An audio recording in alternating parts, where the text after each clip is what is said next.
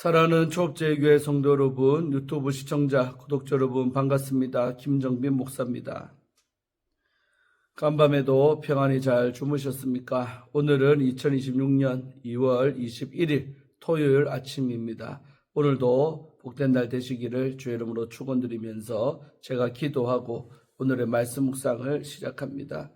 하나님 감사합니다. 간밤에도 지켜주시고 또 이렇게 좋은 날을 우리에게 허락하여 주시니 감사합니다. 오늘도 우리에게 주어진 이 하루 하나님의 뜻대로 살기를 원합니다. 또 그렇게 살고 싶어 하나님 말씀 앞에 섰사오니 이 시간도 주님의 음성을 듣고 하나님의 뜻이 무엇인가 깨달을 수 있는 복된 시간 되게 하여 주옵소서. 이 시간을 주께 의탁하며 예수님 이름으로 간절히 기도하옵나이다. 아멘. 할렐루야. 좋은 아침입니다. 함께 말씀 묵상하실 본문의 말씀은 마태복음 15장입니다. 29절 말씀부터 39절까지 우리 개역 개정판으로 한번 다 같이 읽도록 하겠습니다.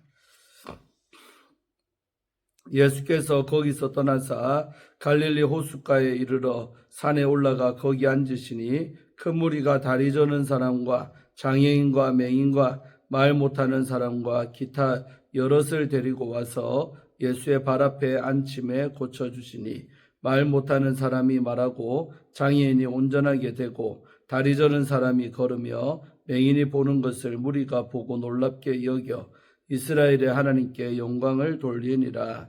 예수께서 제자들을 불러 이르시되 내가 무리를 불쌍히 여기노라.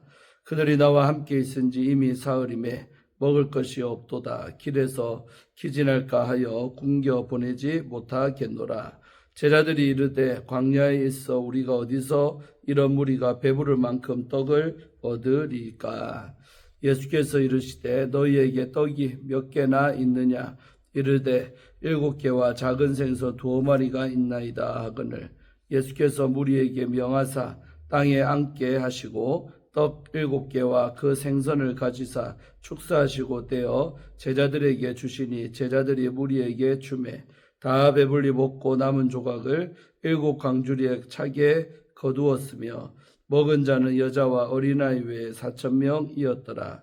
예수께서 무리를 흩어 보내시고 배에 오르사 마가단 지경으로 가시니라. 아멘. 네, 오늘 본문 말씀 먼저 주의하겠습니다.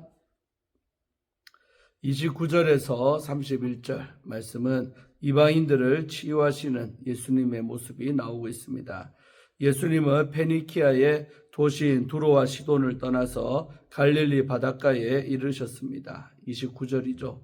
마태는 예수님이 바닷가에 갔다가 산에 올라 앉으셨다라고 묘사를 합니다.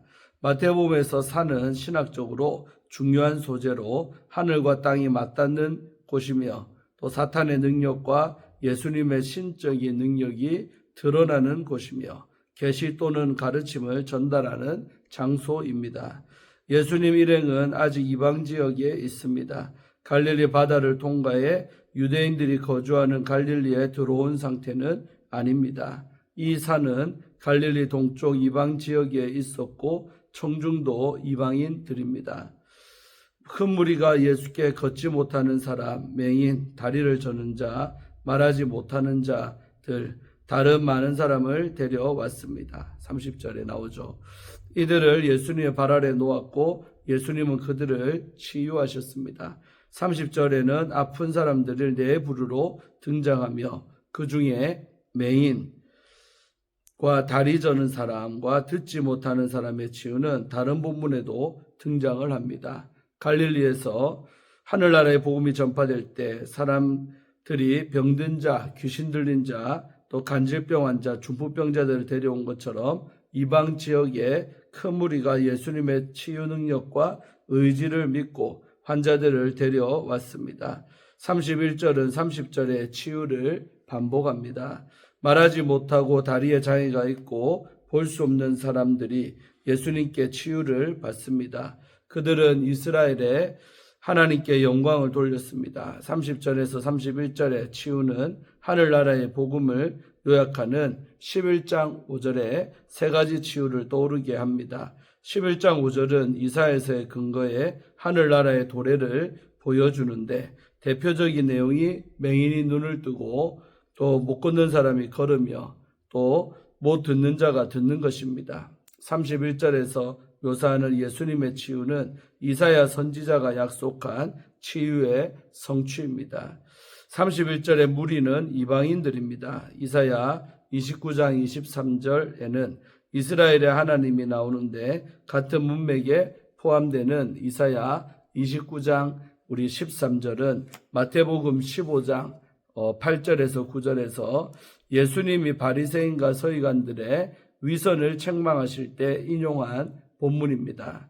바리새인들은 이스라엘의 하나님을 헛되이 예배했으나 부정한 자들로 무시당하는 이방인들은 이스라엘의 하나님께 영광을 돌립니다. 본문은 가나안 여자의 딸이 치유받는 사건과 자연스럽게 연결하면서 이방인들이 예수님의 치유를 경험하는 내용을 압축하고 있습니다. 본문은 이사야 선지자가 예언한 종말의 회복이 이방 지역에도 성취되고 있음을 묘사함으로써 예수님을 이방인들의 메시아로 드러냅니다. 자, 다음 단락 우리 32절부터 39절의 말씀은 4,000명을 먹이시는 우리 예수님의 모습이 나오고 있습니다. 예수님은 무리를 불쌍히 여기시고 그들을 그냥 돌려보내지 않으십니다. 5,000명을 먹이신 사건에서는 제자들이 무리를 보내 스스로 음식 문제를 해결하자고 예수님께 제안을 했으나 이 사건에서는 예수님이 제자들에게 먼저 계획을 말씀을 하십니다. 32절에 나오는 무리는 29절에서 31절에 등장한 사람들입니다. 무리는 예수님과 함께 있는 3일 동안 가져온 음식을 다 먹었을 것입니다. 제자들은 많은 사람을 먹일 음식을 어디서 구할 수 있는지 의문을 제기하지요. 33절 말씀. 제자들이 예수님이 5,000명을 먹이신 기적을 잊었습니다. 예수님은 제자들에게 몇 개의 빵이 있는지를 물으셨고 그들은 빵 7개와 생선 2마리가 있다라고 34절에 대답을 합니다. 7이라는 숫자는 여러 가지 상징적 의미를 전달하고 있습니다. 본문의 숫자는 이방인과 관련이 있습니다. 70개의 나라 등. 예수님은 무리를 땅에 앉히도록 지시를 하셨지요. 그리고 빵 7개와 생선을 들어 하나님께 감사하시고 빵을 떼어서 제자들에게 주기를 36절에 보면 시작했습니다. 이 장면은 성만찬을 상기시킵니다. 예수님은 유대인들뿐만 아니라 이방인들의 굶주림을 해결하기를 원하셨습니다. 예수님의 지시에 따라 제자들은 무리에게 음식을 나누어 주기를 시작을 했습니다. 무리는 모두 먹고 만족해 했지요. 37절 말씀. 그들은 먹고 남은 조각들을 7바구니에 가득 차게 모았습니다. 7바구니에도 상징적인 의미가 있습니다. 예수님은 이방인을 상징하는 7덩이의 빵으로 이방향대를 먹이셨으며 남은 음식을 담은 7바구니는 이스라엘을 상징하는 12바구니와 대조가 됩니다. 유대인들이 비스듬히 않는 관례를 보여주는 기대어 앉다, 우리 아나클리노라는 단어입니다. 기대어 앉다는 단어가 이 사건에 사용되지 않은 것도 4,000명을 먹이신 일이 이방 지역에서 일어났음을 보여주는 것입니다. 그날 배불리 먹은 사람들은 여자와 어린이 외에 4,000명이었다라고 38절에 말하고 있죠. 기적을 행하시고 나서 예수님은 5,000명을 먹인 사건에서처럼 무리를 보내십니다. 39절이죠. 예수님은 무리를 불쌍히 여기고 먹이시지만 당신은 민중이 기대한 정치적인 메시아가 아니기 때문에 무리가 잘못된 기대를 하지 않게 하셨습니다. 그 후 배를 타고 마가단 지역으로 가셨습니다. 예수님 일행은 갈릴리 호수 서쪽으로 이동한 것으로 보입니다. 예수님이 4,000명을 먹이신 사건은 5,000명을 먹이신 사건과 거의 비슷합니다. 두 사건은 빈들에서 일어났고 또 치유 사건 다음에 일어났습니다. 이번에도 예수님은 무리를 앉히신 다음 빵과 생선을 들고 하나님께 감사하신 다음 무리에게 주십니다. 5,000명을 먹이신 사건과 마찬가지로 감사하는 것과 또 빵을 떼어 제자들에게 나눠주도록 하시는 것은 성만찬 장면과 너무나 비슷합니다. 제자들은 예수님이 나눠주시는 빵을 떼어 무리에게 전달합니다. 5,000명 사건처럼 제자들이 나눠준 것에 물고기가 언급되지 않고 빵만 언급되는 것도 성만찬을 염두에 둔 의도로 보입니다. 이처럼 4,000명을 먹이신 사건은 가나안 여자가 자녀의 떡을 취하여 개들에게 던짐이 마땅하지 아니하다는 예수님의 말씀에 개들도 제 주인의 상에서 떨어지는 부스러기를 먹는 예입니다. 27절 말씀. 이스라엘 집에 잃어버린 양떼를 위해 오신 예수님은 이방인들에게도 이렇게 빵을 주십니다. 아멘. 예, 주에는 마쳤고요. 우리 광야에서도 계속되는 주님의 은혜라는 우리 주제를 갖고 함께 묵상할 때 은혜 받으시기를 바랍니다.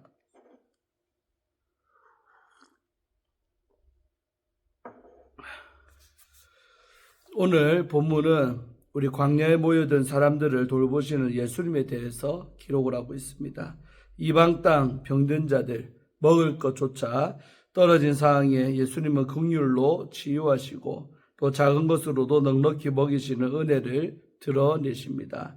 성도가 서 있는 광야 같은 현실 속에서 주님의 은혜는 믿음 위에 서게 하는 능력이며 힘입니다. 그렇다면 믿음으로 승리하는 삶을 위해 우리가 의지해야 할 주님은 어떤 분이실까요? 먼저 예수님은 상한 자들을 고치시며 하나님을 영화롭게 하시는 분입니다. 예수님은 갈릴리 호수로 가셔서 산에 오르십니다. 그때 사람들이 무리를 지어 예수님께 나아옵니다. 그들은 병든 자들을 데려왔습니다. 저는 자, 눈먼 자, 말 못하는 자, 손발이 뒤틀려 제대로 설 수 없는 사람, 그 밖에 수많은 질병과 장애를 가진 사람들이었습니다. 사람들은 그들을 예수님의 발 앞에 앉혀 놓습니다. 예수님은 그들을 고치십니다. 이 광경을 본 무리는 크게 놀라며 이스라엘의 하나님께 영광을 돌렸습니다. 이는 이방 땅에서 이방인들이 이스라엘의 하나님을 찬양하는 모습을 보여줍니다. 사랑하는 성도 여러분, 이 장면은 광야 같은 우리의 현실 속에서도 동일하게 임하시는 주님의 능력을 보여줍니다. 우리가 감당할 수 없는 문제와 상한 마음을 주님 앞에 내려놓을 때 예수님은 우리를 고치시고 회복하십니다. 우리의 한계는 주님의 일하심이 시작되는 자리입니다. 그러므로 낙심하지 말고 삶의 짐을 주님께 맡기는 성도가 되기를 바랍니다. 다음으로 예수님은 우리의 필요를 채우시는 분입니다. 우리는 예수님 곁에 사흘이나 머물러 있었습니다. 시간이 지나면서 가지고 온 음식이 다 떨어졌습니다. 이러한 상황에서 제자들의 시선은 여전히 현실의 한계에 머물러 있습니다. 답을 찾지 못해 당황하는 제자들에게 예수님은 떡이 몇 개나 있는지를 물으십니다. 그들이 가지고 있던 것은 떡 7개와 작은 생선 2마리 뿐이었습니다. 사람 수에 비하면 턱없이 부족한 양들입니다. 하지만 예수님은 바로 그 부족함을 받으시고 감사 기도를 드리신 후 떡을 떼어 제자들에게 주십니다. 그리고 제자들은 그것을 무리에게 나누어 주십니다. 사랑하는 성도 여러분, 주님은 지금도 우리의 작은 믿음, 제한된 자원, 연약한 순종을 통해 놀라운 일을 이루십니다. 중요한 것은 우리가 얼마나 많이 가지고 있느냐가 아니라 가진 것을 주님께 드릴 수 있는가입니다. 우리의 부족함을 통해 많은 사람을 살리시는 주님을 신뢰하며 살아가시기를 소망합니다. 마지막으로 예수님은 우리를 세상으로 보내시는 분입니다. 예수님은 우리에게 땅에 앉으라고 하셨습니다. 황량한 광야였지만 예수님의 손에 들린 떡과 생선이 제자들을 통해 사람들에게 전해지고 모두가 배불리 먹었습니다. 그러고도 7 광주리가 남습니다. 남자만 4,000명이 넘는 무리가 모두 풍성한 은혜를 경험합니다. 이것은 광야 한복판에서 펼쳐진 하나님 나라의 식탁, 풍성한 잔치입니다. 굶주린 자가 배부르고 상한 자가 치유받으며 하나님께 영광이 돌려지는 자리입니다. 그 후 예수님은 무리를 흩어 보내시고 다시 다른 지역으로 향하십니다. 사랑하는 성도 여러분, 성도의 예배도 이와 같습니다. 주일 예배 자리에서 우리는 말씀과 은혜의 떡을 먹고 지친 마음에 새 힘을 얻습니다.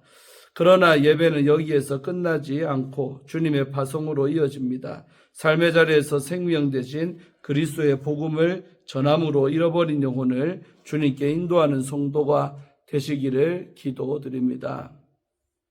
사랑하는 성도 여러분, 오늘 본문에서 예수님은 병들고 소외된 자들을 외면하지 않으시고 또 치유하시고 먹이시는 은혜를 베풀어 주셨습니다. 그리고 그 은혜를 경험한 자들을 다시 세상 속으로 보내어 각자의 자리에서 복음의 통로가 되게 하셨습니다. 죽음에서 살리신 사랑, 부족함을 채우시는 은혜가 우리의 복음을 전하는 이유입니다. 깨어진 세상에서 신음하는 영혼들에게 복음으로 오신 예수님을 전하는 성도가 되기를 간절히 소망합니다. 아멘. 예, 마지막으로 우리 한기채 목사님이 쓰신 양의 고백이라는 책입니다. 이 부분을 읽어드리고 마칩니다.